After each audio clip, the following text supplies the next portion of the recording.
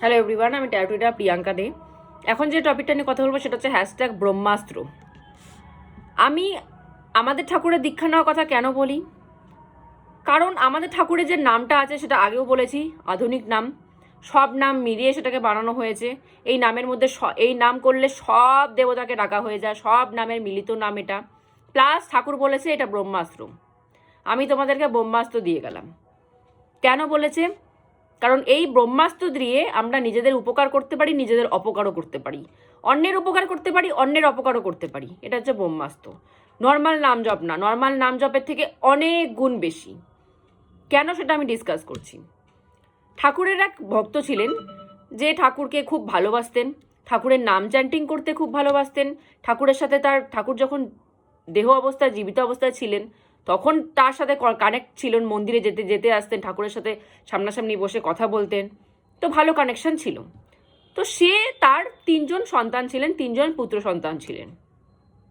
তো সে একদিন সকালবেলা উঠে, ভোরবেলা আমাদের ব্রহ্ম টাইমে, ঠাকুরের নাম করার টাইম, ব্রহ্ম টাইমে উঠে সে নাম জপ করছে। ওই টাইমে তার ছোট ছেলে উঠে বা বড় ছেলে, 3 ছেলে উঠে, তার ওয়াইফ উঠে খুব ঝামেলা অশান্তি করা শুরু করেছিলেন ওই টাইমটা উঠে। তো সে নাম করতে করতে এতটা নামের গভীরে ঢুকে গেছেন, তো তাকে এতটা তাদের আওয়াজে এতটা ডিস্টার্ব ফিল করছিলেন, সে ওই নামের মধ্যে ভিতরে বলে দিয়েছিলেন কাশ এরা না থাকতো, এরা কেউ না থাকতো, তাহলে আমি আরও কত সুন্দরভাবে নাম করতে পারতাম, আরও কত সুন্দরভাবে তোমাকে ডাকতে পারতাম ঠাকুর, এদের জন্য আমি ডিস্টার্ব ফিল করছি। তো এতটা ডিপে ঢুকে নাম করতে করতে, মেডিটেশনের এতটা ডিপে ঢুকে তিনি এই জিনিসটা মন থেকে চেয়ে বসলেন ঠাকুরের কাছে, যে কাশ এরা না থাকতো ঠাকুর, কাশ একটা সন্তানও না থাকতো, তাহলে আমি কত সুন্দরভাবে আরও নাম চ্যান্টিংটা করতে পারতাম, আরও কত আগাতে পারতাম আমি তোমার কাছে, কতটা তোমার কাছে পৌঁছে যেতে পারতাম। সে এরকম বলে দিয়েছে, তাও আবার এরকম ডিপ লেভেল মেডিটেশনে বলে দিয়েছে ঠাকুরকে। তার পরের দিন থেকেই তার 3টা ছেলেরই জ্বর হয়ে গেল, জ্বর সর্দি কাশি, একদম বিছনায় পড়ে গেল 3টা ছেলেই, একদম 3টা ছেলেই। তার মনে না খুঁতখুত শুরু হয়ে গেছে যে আমি তো এরকম আগের দিন মেডিটেশনে বসে ঠাকুর কাছে এরকম বলে দিয়েছি, ওটার জন্য এটা হলো না তো। তার ভয় লাগা শুরু হয়ে গেল, কারণ সে তো ওই টাইমে একদম ডিপ লেভেলে মেডিটেশনে ছিল। প্লাস আমাদের এটা প্রবলেম হয়, কেউ মেডিটেশন টাইমে, কেউ নাম চ্যান্টিংয়ের টাইমে যদি পাশের থেকে এসে কেউ ডাকে বা একটু ডিস্টার্ব করে, কানে অন্য আওয়াজ আসে, তো আমাদের খুব রাগ উঠে যায়, কারণ ওই টাইমে আমরা ঠাকুরের সাথে কানেকশানে থাকি। অন্য কেউ এসে ডিস্টার্ব করলে প্রচণ্ড রাগ উঠে যায়। তো সে ওই টাইমে রাগে বসে একটা কথা বলে দিয়েছিলেন, কিন্তু সেটা যে ফলে যাবে সেটা সে বুঝতে পারেনি। তো তার মনে খুঁতখুত শুরু হয়ে গেছে। তার মনে খুঁতখুত আসাতেই সে দৌড় মেরেছে ঠাকুরের কাছে, যে ঠাকুর আমি পুরো ঘটনা সে খুলে বলেছে, ঠাকুর এরকম এরকম হয়েছে, এটা হয়েছে, কি করি আমি এখন, এটা কি আমার বলার জন্য শুলো? ঠাকুর বললো হ্যাঁ, তুই এরকম লেভেলের ডিপ মেডিটেশনের লেভেলে একদম এত গভীরে ঢুকে, নামের এত গভীরে ঢুকে একটা তুই জিনিস আমার কাছে চেয়ে বসে ফেলছিস, তো সেটা তো হবেই এখন। তো সে বলছে ঠাকুর কি হবে? ঠাকুর বলছে তুই বলছিস এটা যদি কেউ না থাকতো আমার লাইফে ভালো হতো। তো এই 3জন সন্তানের মধ্যে কিন্তু একজনকে পরমপিতা নেবেই, কিছু করার নেই, কারণ তুই এরকম একটা চেয়ে বসে ফেলছিস। তো সে বলছে ঠাকুর আমি তো এটা মাথায় আসিনি, বা আমি এটা জেনে বুঝে করিনি, কি হবে এটার প্রতিকার বলো ঠাকুর। ঠাকুর বলছে কিছু উপায় নেই, কারণ আমার দেওয়া নামটা সেটা নাম না, সেটা ব্রহ্মাস্ত্র। ব্রহ্মাস্ত্র যখন একবার ছুটে যায় তখন তাকে আর রিটার্ন করা যায় না, তখন তাকে আর ঘোরানো, যে ছেড়ে দিচ্ছে সেও নিজে পারবে না ঘুরিয়ে নিজের কাছে আনতে। সে যখন ছেড়ে গেছে তখন সে কোনো না কোনো জায়গায় সে লাগাবেই। তো ব্রহ্মাস্ত্র এরকম জিনিস, এটা শুধু নাম জপ না যে সেটাকে ঘুরিয়ে নিলাম, সেটাকে মোড়ানো যায়, সেটাকে অন্য ডাইভার্ট করা যায়, হবে না। এটা ব্রহ্মাস্ত্র, এটা একবার তুই বলে দিয়েছিস মানে এটা একবার কনফার্ম হয়ে গেছে। এখন কি করবি বল? সে বলছে আমি কি করব ঠাকুর, এখন তুমিই বলো। ঠাকুর বলছে সব থেকে যে ছোট সন্তান তাকে তো কম দিন লালন পালন করেছিস, পরমপিতা কিন্তু তাকেই নেবে তাহলে। সে বলছে আমি কি করব, আমার তো কিছু করেনি ঠাকুর, তোমার উপর তো আমি যেতে পারবো না, কি করব? সে এই কথাটা বলার পরের দিন থেকে দেখা গেল তার বড় ছেলে এবং মেজো ছেলে সুস্থ হয়ে গেল, তার ছোট ছেলে আরও অসুস্থ হয়ে গেল। 1 সপ্তাহের মধ্যে, 5-6 দিন বা 1 সপ্তাহের মধ্যে তার ছোট ছেলে মারা গেল। ছোট ছেলে মারা গেল, সবাই দেখছে যে সবাই কাঁদছে, সবাই মানে কেঁদে কেটে আকুল, অতটুক বাচ্চা একটা মারা গেছে, তার বাবার চোখ দিয়ে এক ফোঁটা জল পড়লো না। সবাই ভাবছে সে পাথর হয়ে গেছে, সে মানে তাকে কাঁদানো উচিত, সবাই তাকে কাঁদতে বলছে, কিন্তু তার মনে কোনো কষ্টের কোনো ফিলিংসই আসলো না যে সে কাঁদবে।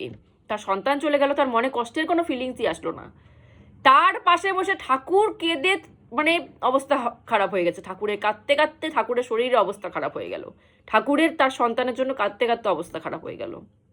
সবাই ঠাকুরকে ধরে ওখান থেকে তুলে কোনো রকম মন্দিরে নিয়ে গেছে, কিন্তু তার মনে কোনো খারাপ লাগা, তার মনে কোনো কষ্টর কোনো ফিলিংসই হচ্ছে না। সেও এই জিনিসটা রিয়েলাইজ করতে পারছে না যে কি হলো। আর নিজের সন্তান মারা গেল, ছোট সন্তান, কিন্তু তার কোনো দুঃখ কষ্ট কিছুই হচ্ছে না। উল্টো ঠাকুরের অবস্থা খারাপ হয়ে গেল কাঁদতে কাঁদতে। তো সে পরের দিন ঠাকুরের মন্দিরে গেছে, ঠাকুরের সামনে বসে আছে, ঠাকুরের দিকে হাঁ করে তাকিয়ে আছে, কিছু বলার নেই। সন্তান হারা বাবা কি বলবে। ঠাকুর বলছে, তোর যে কষ্টটা হবে, তুই যে সন্তান হারা হয়ে গেল, তুই যে কষ্টটা পেতি, আমি সেই কষ্টটা কিন্তু আমি নিলাম। এর জন্য তোর মনে কোনো ফিলিংস হচ্ছে না, কারণ সে তো বুঝতে পারছে না যে কেন ফিলিংস হচ্ছে না, কেন সে কাঁদতে পারছে না। তোর কষ্টই হচ্ছে না ভিতরে, সে কাঁদবে কি করে। তো ঠাকুর বলছে, তোর যে কাদার কষ্টটা সেটাও আমি নিয়েছি, তোর হয়ে আমি কেঁদেছি। তোর একটা সন্তান হারালে বাবার যে কষ্ট, সেই কষ্টটা আমি যন্ত্রণাটা ভোগ করেছি, আমি তোর জন্য কেঁদেছি। এই জন্য তোর মনে কোনো ফিলিংস নেই, তোর মনে কোনো দুঃখের ফিলিংস নেই, তুই কাঁদবি কোথার থেকে। তোর কাজটাও তো আমি করে দিয়েছি।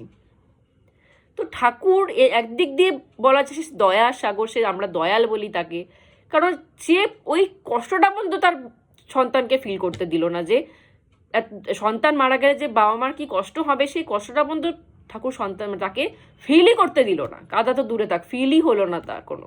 সেটা ঠাকুর নিজে বহন করলো, নিজে তার হয়ে কাঁদলো, নিজে তার হয়ে কষ্ট পেল। কিন্তু ঠাকুর তারপরেও তাকে একটা কথা বলে দিল, যে আমি সবাইকে বলছি যে আমি যেটা নাম জপ দিয়েছি সেটা কিন্তু ব্রহ্মাস্ত্র।